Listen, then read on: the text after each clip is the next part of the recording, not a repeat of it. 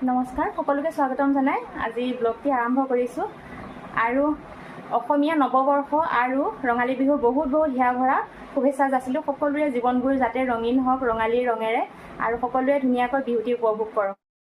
আৰু এতিয়া কাম বন সকলোখিনি কৰি মেলি ঘৰলৈ যাবলৈ ওলাইছোঁ আৰু আপোনালোকেও চাগে সকলোৱে জা জলপান খাই নিয়ম নীতি সকলোখিনি কৰিলে। আমিও বাৰু এওঁ নামঘৰলৈ গ'ল আৰু অহাৰ পিছত জলপান চলপান খাই ল'লোঁ। খাই কৰি এতিয়া মই ভাবিলোঁ ঘৰৰ পৰা আহোঁগৈ। এতিয়া আজি গৰু বিহু আৰু এওঁ নামঘৰৰ পৰা আহিলে।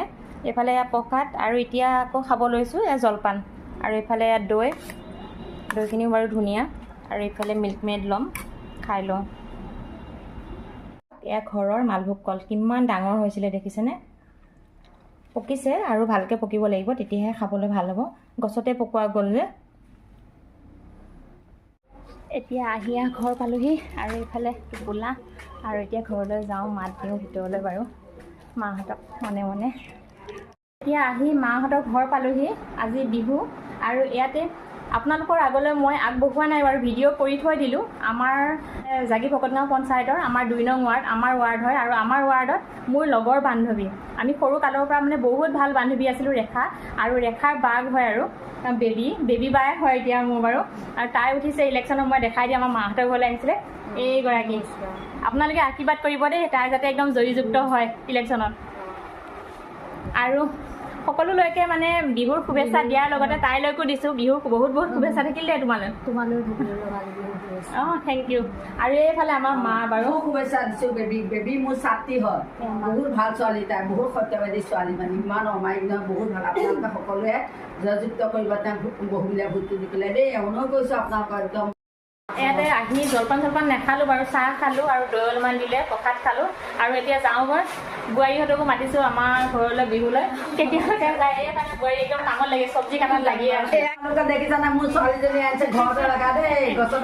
বিহু বুলি বজাৰ কৰা। এইফালে মাইনালৈ এযোৰ কাপোৰ আনিলোঁ, কেনেকুৱা লাগিছে ক'ব দেই। এযোৰ কটন কেঁচা পাটৰ হয়, কটন কেঁচা পাটৰ। আৰু এইফালে এটা আনিলোঁ স্পৰ্টিং, এটা মানে 3টাই আনিছোঁ স্পৰ্টিং। সেইটো এটা স্পৰ্টিং আৰু এইফালে এটা জোঁৱাইক দিম।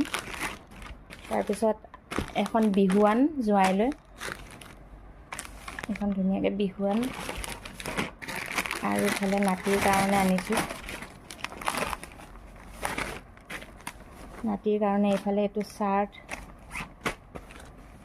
আৰু এইটো এটা থ্ৰী কোৱাৰ্টাৰ জিন্স পেণ্ট আৰু অলপ ব্লেক কালাৰ। আৰু এইফালে এটা স্পৰ্টিং। আৰু মোৰ আছে কাপোৰ বাৰু, মোৰ কাপোৰ নেদেখাওঁ, আপোনালোকে পিন্ধিলে দেখা পাব। আৰু এইখিনি আৰু সৰু সুৰা বজাৰ আপোনালোকক সকলোখিনি শ্বেয়াৰ কৰোঁ যেতিয়া, সেইকাৰণে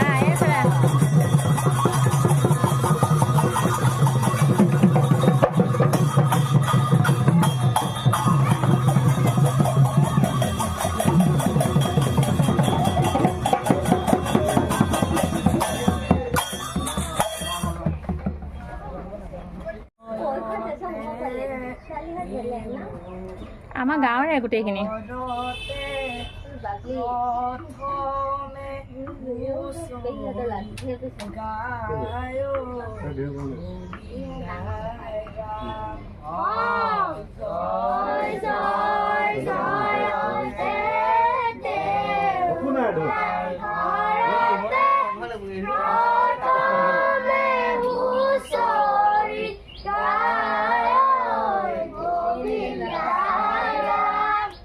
আমাৰ ভুলটো না বজাব পাৰিলা হয়।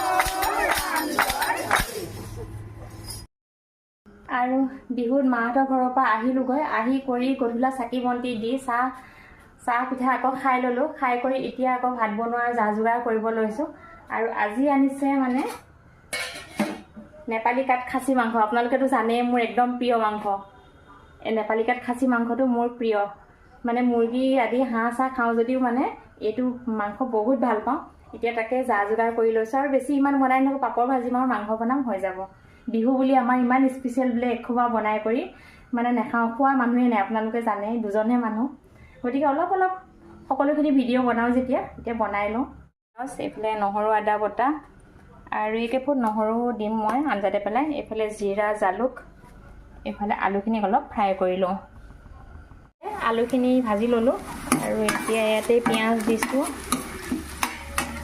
আৰু পিঁয়াজ দিয়াৰ পিছত ইয়াত মই এটা বস্তু দিওঁ বাৰু এইটো যেনিবা এতিয়া ভিডিঅ' সকলোৱে কৰা হৈছে দিয়া হৈছে কিন্তু মই শাহু মাৰ পৰাই শিকিছিলোঁ দুটামান চেনি দিলে হেনো কালাৰটো ধুনীয়া হয় বুলি কয় এতিয়াতে দিলোঁ দুটামান চেনি আৰু আমাৰ মিষ্টাৰে অকলে বহি একদম সেইফালে বিহু চাই আছে দেই আজি অকণমান দেখাই দিছোঁ মানুহজন কিন্তু দেখুওৱা নাই এইফালে বিহু চাই আছে আৰু এইফালে আছে আৰু আজি নিমখ হালধি মই ইয়াতে ধুনীয়াকৈ সানি লৈছোঁ ইয়াতে ঢালি দিম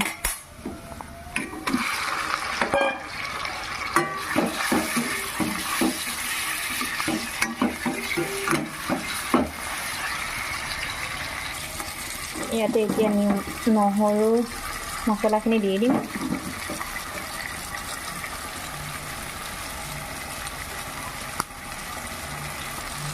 বাকী বেলেগ একো মছলা নিদিওঁ জিৰা জালুক দিম আৰু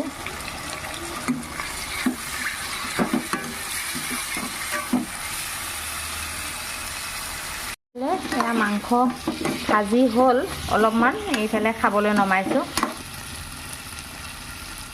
পানী গৰম কৰি থৈ দিয়া উতল আহিল